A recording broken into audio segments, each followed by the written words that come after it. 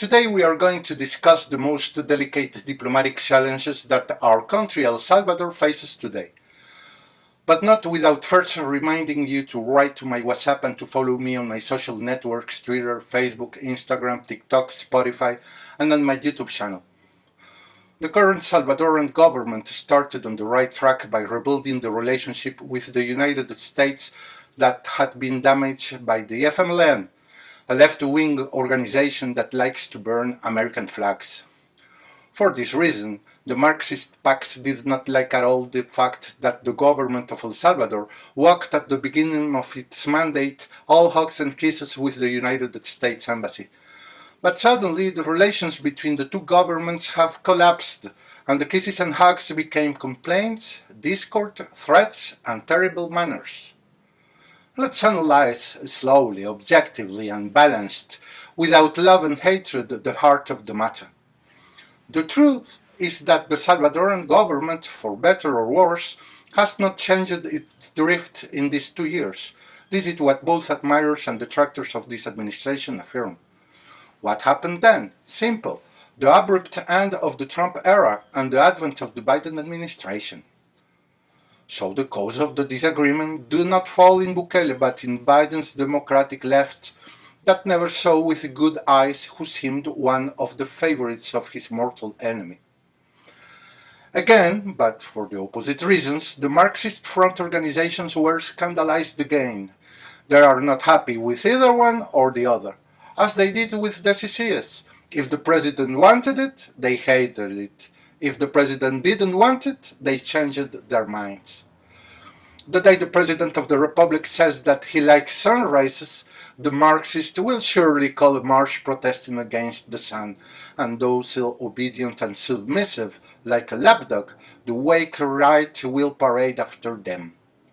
Without direction and plunged into a rabid depression, knowing that they will never regain the favor of the people, the communists bet everything on the overthrow of this government, hoping to see on the horizon the arrival of the airborne troops of the United States Southern Command to take Bukele in pajamas.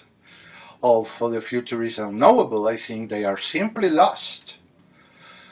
Beyond the fantasies of the left, what is really going to happen with this diplomatic crisis with the United States?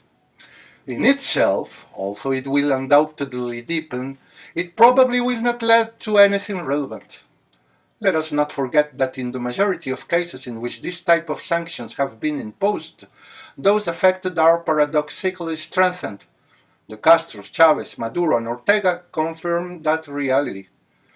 It is probable, then, that this whole situation swirling about the correct diplomatic use is nothing but a silk curtain through which it is possible to see the real problem of our diplomacy on the other side.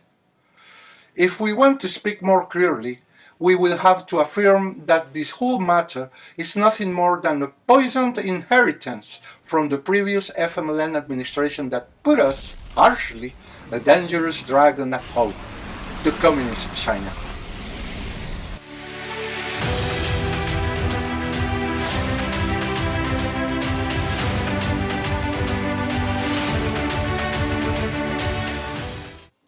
History is the teacher of life. Let's look at the background. At the end of World War II, the Republic of China, founded by Sun Yat-sen, was between two fires: Mao Zedong's communists supported by Stalin on the one hand, and the Japanese invaders on the other. In the middle, leading the fight for Chinese independence and freedom, was Generalissimo Chiang Kai-shek, holding the front. The State Department of the Roosevelt and later Truman Democratic Administration was pledged in his awkward alliance with the Soviet Union to fight the Axis. United States diplomats in China openly sympathized with Mao's communists, and I mean diplomats like John Carter Vincent, the John Stuart Service, the China Hans Boy, the entire OSS operation of General Bill Donovan in China, and the Dixie and Marshall missions.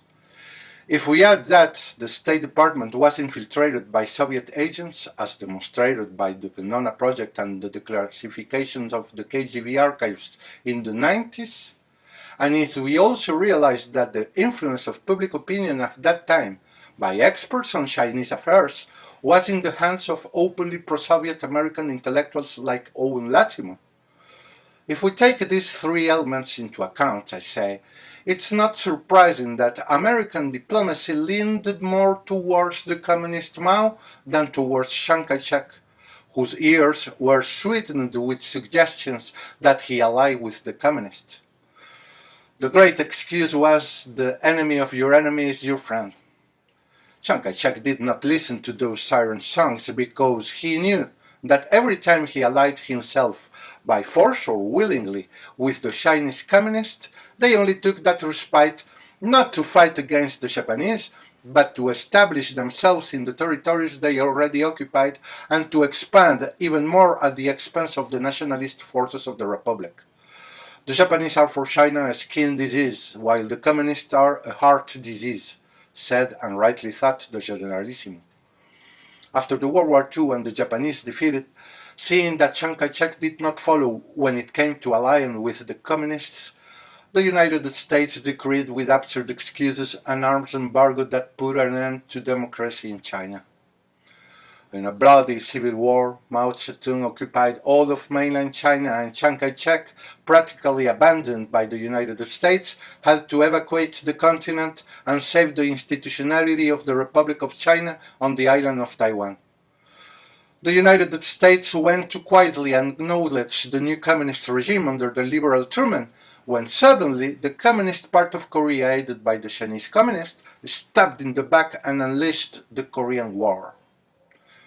At this time, the 50s, the Americans realized the serious and naive mistake they had made and had to maintain out of pragmatism rather than ideals the recognition and protection of the Chiang Kai-shek regime.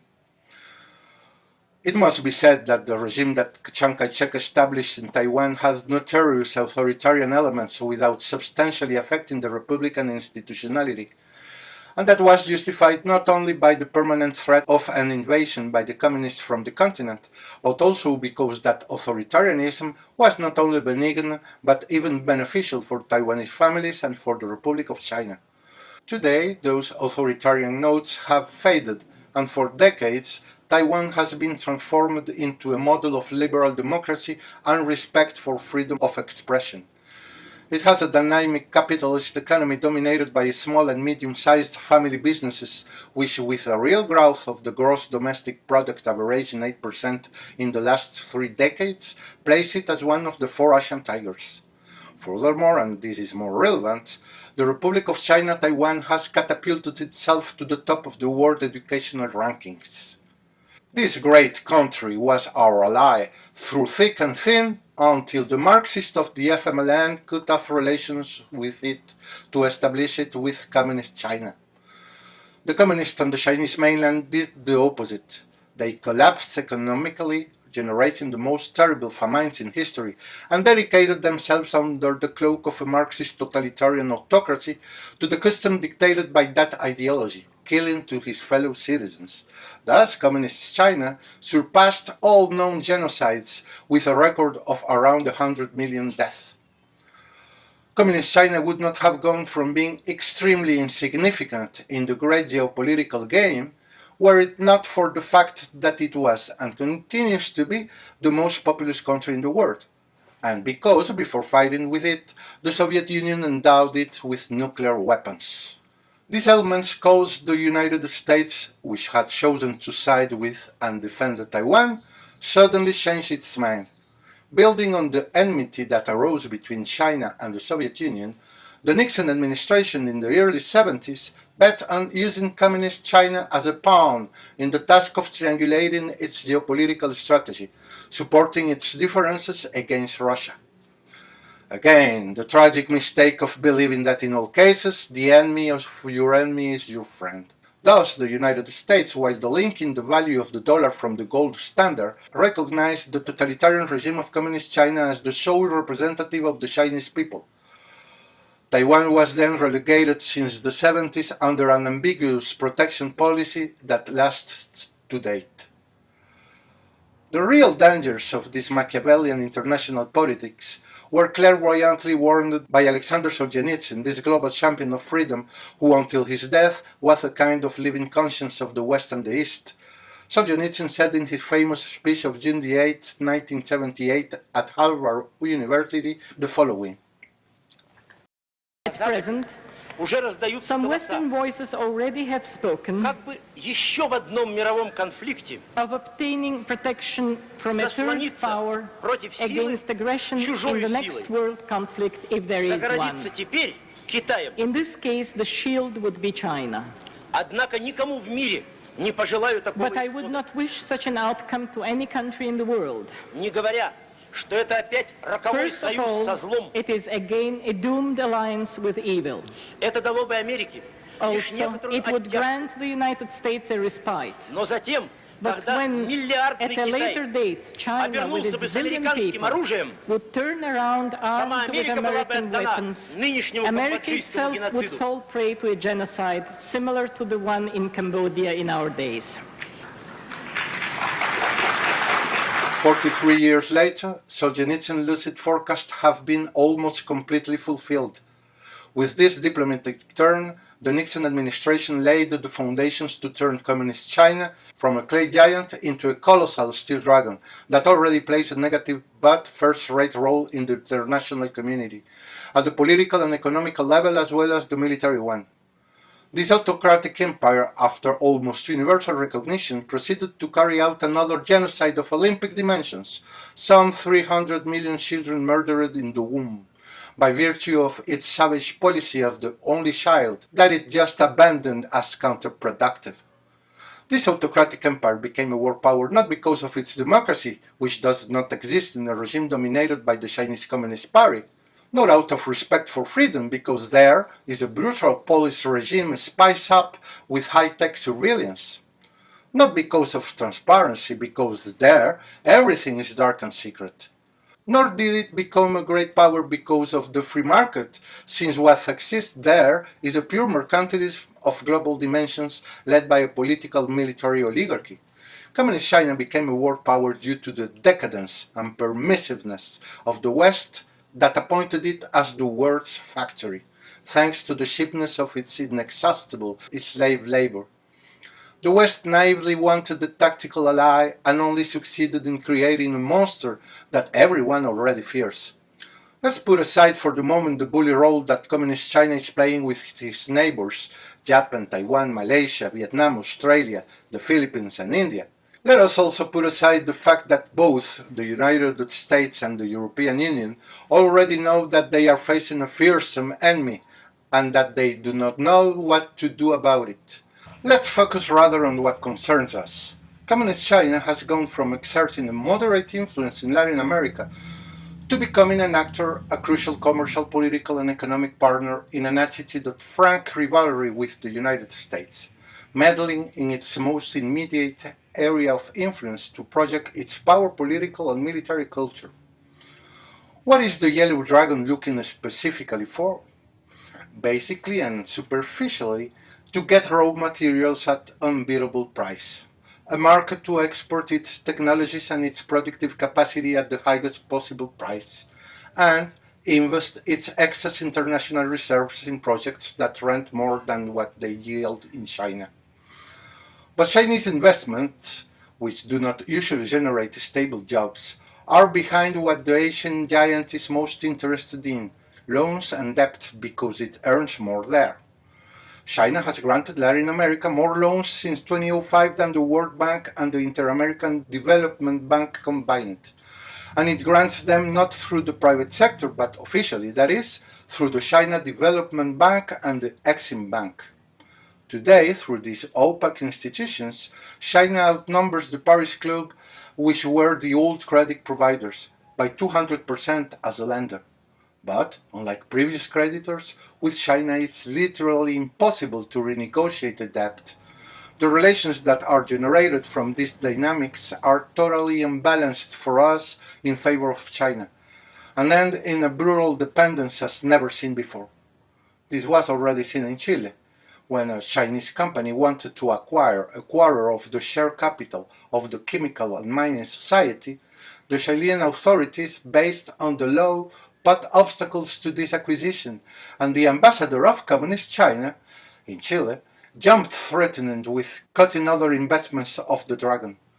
The Chilean authorities bowed their heads and submitted. China's role as a creditor of both loans and public debt has been, is, and will be disastrous for the countries that fall into its networks, and it will be for ours. Once you enter its cage of apparent gold, it is almost impossible to get out. But the most serious part of this question is that Communist China, both with the nation states and with the companies that seek access to Chinese capital, labor, suppliers or markets, they exploit the economic desires of their counterparts to further their hegemonic military objectives. That is why it is usual for China to secretly integrate military capacity into commercial projects, as evidenced by what happened just a few months ago in the port of Khalifa in the United Arab Emirates, a project operated by the Chinese shipping company COSCO. The United Arab Emirates backed down and ended up aligning itself with the United States. But what if the military capability that the United States discovered disguised as another infrastructure project was not half a world away in the Persian Gulf, but a short distance away from its southern border? I mean, here in Central America. In Nicaragua, Xinvei Telecom Enterprise Group, a Chinese state-supported company led by billionaire Wang Jing, received permission to build and implement telecommunication infrastructure and services throughout the country.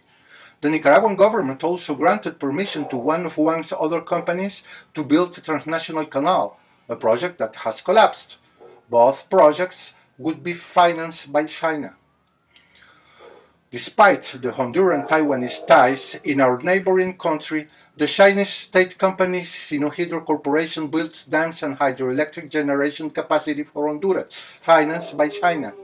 The government of El Salvador, which is so clear in how sad our experience with the FMLN as ruler was, still does not seem to have realized that the establishment of relations with Communist China and the will to create for her a permissive operating environment in El Salvador is the worst of the poisoned inheritance of the same old people. The port expansion and other related projects are among the more than $500 million in infrastructure spending that China has promised El Salvador. Could China achieve in El Salvador what it failed to achieve in the United Arab Emirates? This is the real problem of our diplomacy, today and in the short, medium and long term. And here, the most immediate knots meet the immediate threats. So much knot together then becomes a Gordian knot. The final point then is this. Does the United States government really want to prevent El Salvador and the Central American countries from being forced into the orbit of the Great Yellow Dragon? It is necessary and indispensable, then, that American diplomacy abandon the emphasis based on ethereal and abstract ideals and values such as human rights, democracy, transparency, and concentrate on the pragmatism of realpolitik. Every time in history that US foreign policy embarks, albeit in appearance, on the quixotic task of exporting the values of the American way of life, some of them openly progressive, chaos invades the world. If you don't believe me, let's look at the case of Nicaragua and the advent of Sandinistas in the 70s, or the fall of Batista and the enthronement of the Castro dictatorship, the fall of the Shah of Iran and the installation of the Ayatollah's regime, the collapse of Gaddafi and Hussein, and the subsequent rise of chaos and the Islamic Caliphate. History is the teacher of life, and this is clear as the day. The Biden administration should avoid making the same foreign policy mistakes that Truman, Bush, Carter, and Obama made. At least they should avoid committing them in the case that affects us, which is in their diplomacy here in El Salvador. The path that they have started here does not lead to a successful conclusion. And the Salvadoran Foreign Ministry, for its part, should also maximize its contexts, be more prudent, and adhere to good diplomatic practices. The silly and dangerous situation in which the previous government left us with the door open to the Red Dragon is not to be taken lightly. And that door must be closed, once and for all, as soon as possible. That Gordian knot must be cut straight. That poisoned inheritance must be rejected as soon as prudence makes it feasible. That is, we must break diplomatic relations with Communist China and re-establish them with Taiwan. Just as it sounds, to great evils, great remedies. Hopefully our diplomacy, before the end of its 5-year period, has the wisdom to understand that it is the only way out of these muddles. Otherwise, it could be too late.